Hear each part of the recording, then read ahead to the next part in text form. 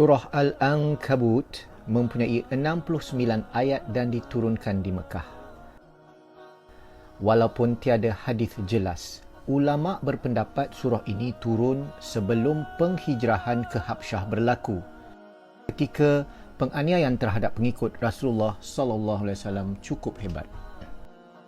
Pembaca tafsir surah Al-Ankabut ini akan menemui bukti dan kaitan agama yang kukuh lagi jelas untuk mereka yang bukan Islam dapat membuka minda mereka mengenai kepercayaan kepada Tuhan yang satu, iaitu Allah Subhanahu wa taala.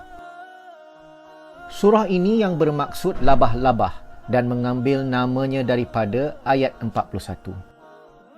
Dalam hal ini, orang yang menyembah selain Allah Subhanahu wa taala diandaikan seperti rumah labah-labah yang berpaut kepada sarang yang sangat lemah dan rapuh.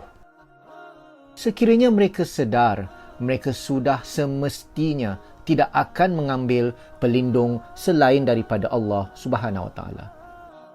Seperti surah-surah Makkiyah lain, surah Al-Ankabut menekankan mengenai tauhid atau keesaan Tuhan. Ketika surah ini diturunkan, ada golongan kafir Mekah yang cuba memesongkan golongan belia mereka. Sebagai contoh, ibu bapa mereka mendesak mereka untuk meninggalkan ajaran Muhammad sallallahu alaihi wasallam dan kembali kepada agama nenek moyang mereka dengan alasan bahawa Al-Quran itu sendiri menghormati hak ibu bapa. Tetapi surah ini dengan jelas menjawab perkara ini dalam ayat 8. Dalam ayat 12-13 pula, surah ini menjawab dakwaan orang kafir bahawa mereka boleh menanggung dosa orang yang baru memeluk agama Islam jika mereka kembali kepada agama nenek moyang mereka. Surah Al-Ankabut mempunyai tema utama seperti berikut. Allah menurunkan surah ini untuk menguatkan semangat dan menggalakkan Rasulullah sallallahu alaihi wasallam dan umat Islam yang ketika itu ditindas begitu teruk.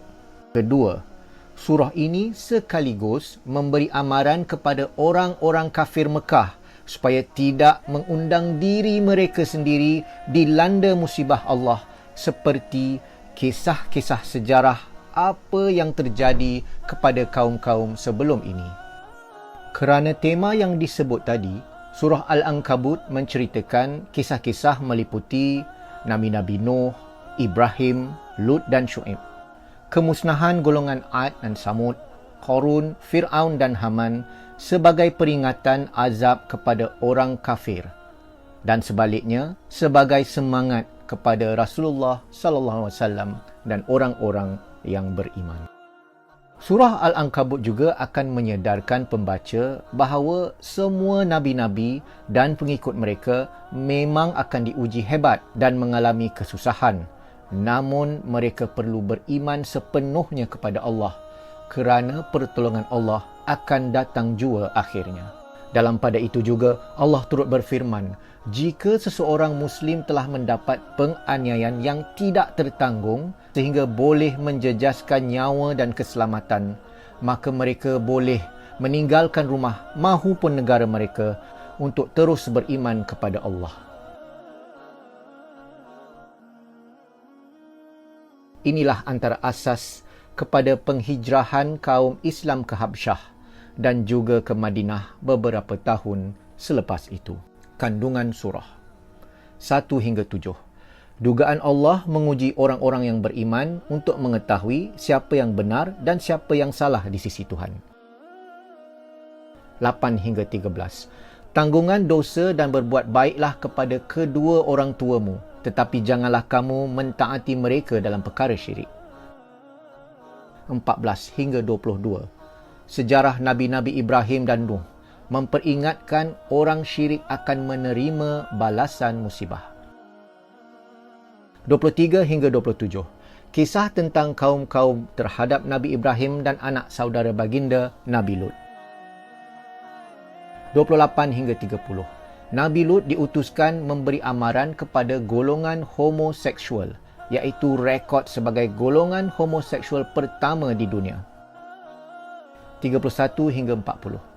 Kisah-kisah Nabi di mana kaum-kaum mereka yang syirik dimusnahkan untuk menjadi bukti dan amaran kepada semua. 41 hingga 44. Perumpamaan mereka yang syirik adalah seperti labah-labah yang membina sarangnya yang rapuh. 45 hingga 51. Jangan berdebat dengan ahli kitab, tetapi dakwahlah kepada mereka dengan baik. 52 hingga 63.